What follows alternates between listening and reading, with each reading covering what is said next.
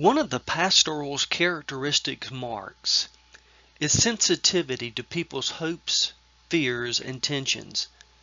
Pastoral counselors must be particularly sensitive to all the little expressions of character, such as posture, facial expression, dress, and the apparent accidental movements of the body.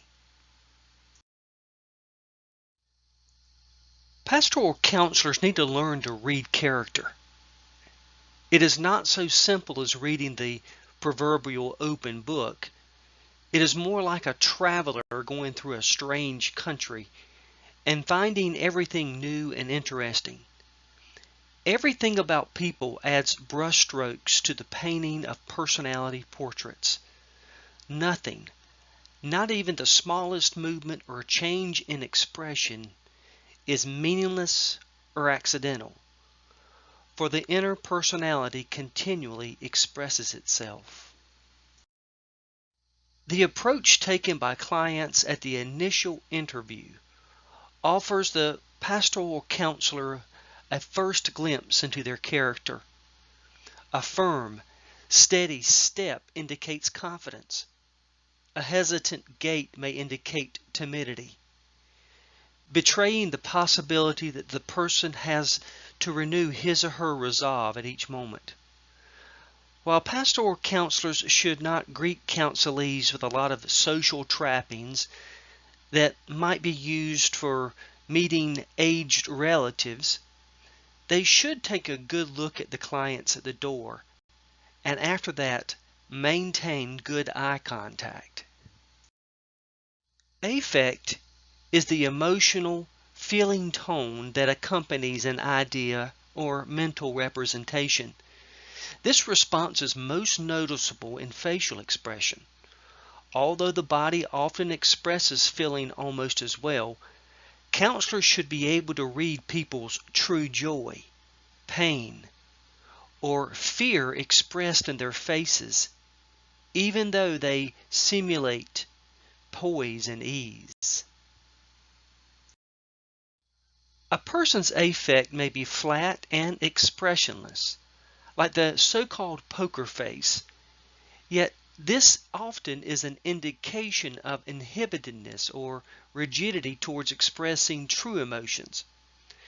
An inappropriate affect signifies a lack of correspondence between feeling and expression.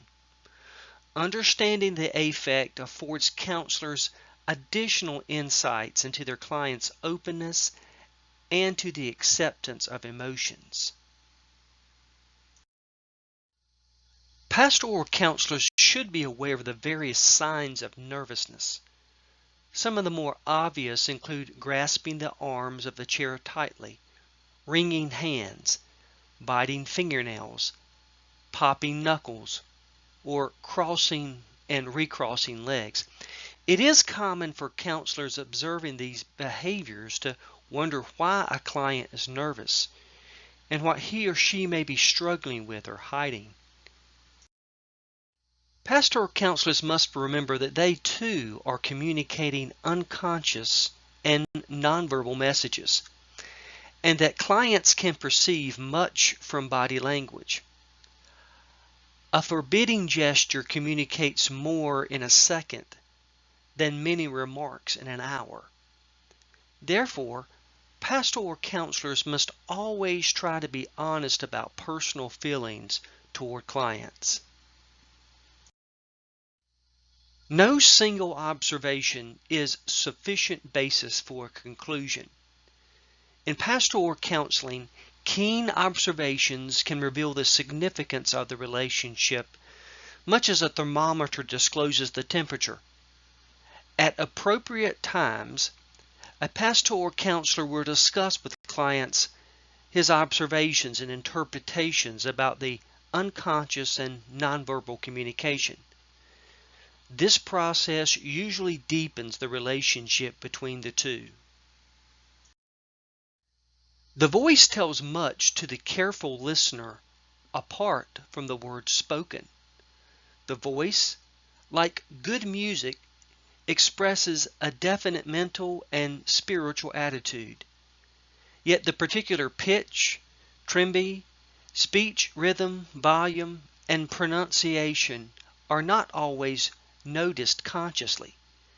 These little traits betray a great deal about people.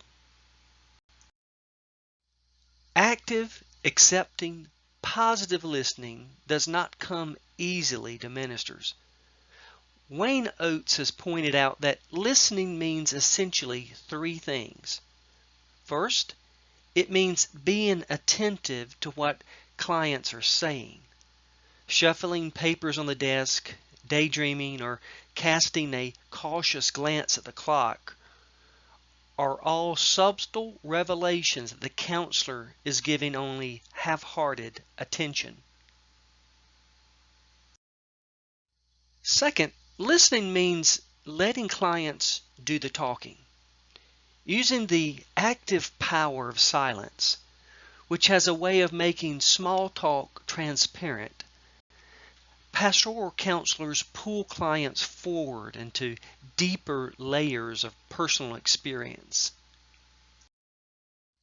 Listening pastoral counselors note how clients express various feelings. As clients experience current feelings, repressed memories return and actively live in the present. Clients may also express ambivalent or opposing feelings about the same object of concern. This is especially true regarding feelings toward God and the church. Aggression and passivity, independence and dependence, social approval and rebellion, self-rejection and self-acceptance. A word of caution in regard to listening. Skilled pastoral counselors may need to take an active approach with some individuals. Oates writes that some counselors allow depressed persons to talk themselves into greater agitation or depression.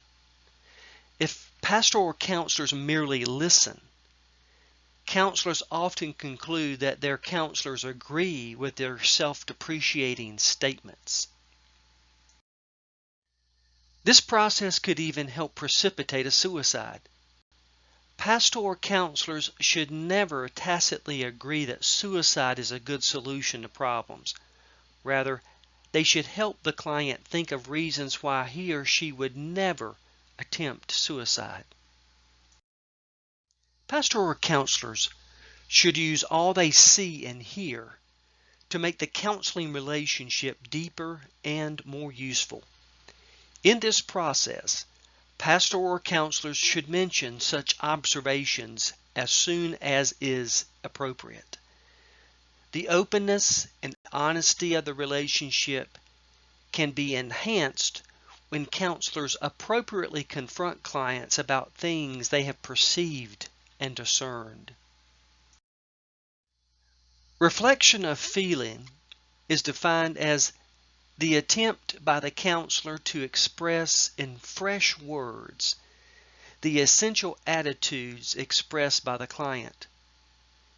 In reflective communication, ministers can help individuals to feel deeply understood, to infer that feelings motivate behavior, and to realize they are responsible for evaluating them. In reflective communication, ministers can help individuals recognize their own powers of choice, to clarify their thinking, thus seeing their situation more objectively, to know that their counselors have not regarded them as unusual and different, and then to examine their deeper motives. Silence or pauses in conversation present a problem to many beginning pastoral counselors. Often they create anxiety for both counselor and client, thus disturbing the counseling process. Silence is always used for a purpose, whether or not its meaning is ever discovered. Silence can be of two types: positive and accepting, or negative and rejecting. A pause may mean that the client is deciding which of the several things to discuss next. Typically, there is a silent moment before getting down to serious work. Another meaning of silence is that of hostile resistance or anxious embarrassment, especially if a particular client was sent by someone else. A long pause may be a signal that a client is struggling with a painful or vague feeling, too elusive to put into words easily. A pause might be labeled as anticipatory because the client is expecting some reassurance, information, or interpretation from the counselor. In silence, a client might simply be thinking over what has just been said, and to speak at that moment might destroy a fruitful twin of thought associations. Lastly, a client might pause to recover from the fatigue of previous emotional expression. Clients display negative feelings when they perceive their counselor, the topic of discussion, or the situation as threatening. A client's anxiety is aroused in response to the threat, and the client defends himself or herself against the anxiety through behavior that is negative in nature. A principal value of negativism for counselors is its indication of general progress and its use for further basis for further appraisal. When counselors note negative symptoms, they take the first step toward appropriately dealing with them by ignoring, reducing, or using them. Negativism gives counselors an opportunity to glimpse into their client's defense structure. This procedure helps informed pastoral counselors determine whether their clients are ready to explore certain feelings at that time.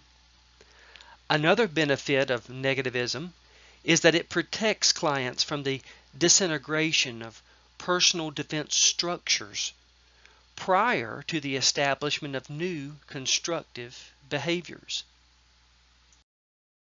When pastoral counselors recognize negative feelings, they try to bring into expression hostile attitudes clients may have toward themselves, employers, parents, teachers, rivals, the counselor, or even God. Too often, ministers spring to the defense of those impugned. When discussing negative feelings, pastoral counselors are most effective by helping clients express their real feelings without taking sides. If counselors are able to assist clients in facing these feelings openly, recognizing them for what they are, and admitting them as they are personal feelings, then clients are often more comfortable with discovering positive qualities in themselves. When defensiveness appears in the context of pastoral counseling, the pastoral counselor meets it as forthrightly as possible. Once these defenses have been fully expressed by a client, they tend to dissipate and may never reappear. Listening and understanding does not always resolve every defense, because these negative symptoms are deep-seated and disguised. Attempts to unravel defensiveness may take any one of these forms. First, calling the client's attention to the defense and exploring its manifestations. 2. Pointing out possible reasons for the defense. 3. reassuring the client in a tangible way about the manner being defended, or diverting the conversation temporarily to a less threatening matter. Negative transference comes from the unconscious mind, and although it is difficult to recognize and resolve, pastoral counselors will encounter it and should learn to recognize it. The prescription for resolving negative transference is to bring these feelings and behaviors into the client's conscious understanding.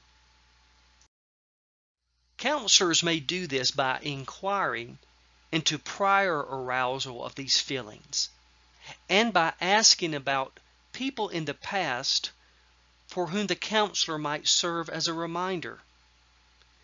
Negativism in one form or another often presents itself in the process of counseling. Unless the pastoral counselor recognizes and deals with this negativism properly, a client may terminate the relationship too soon, while the counselor wonders why.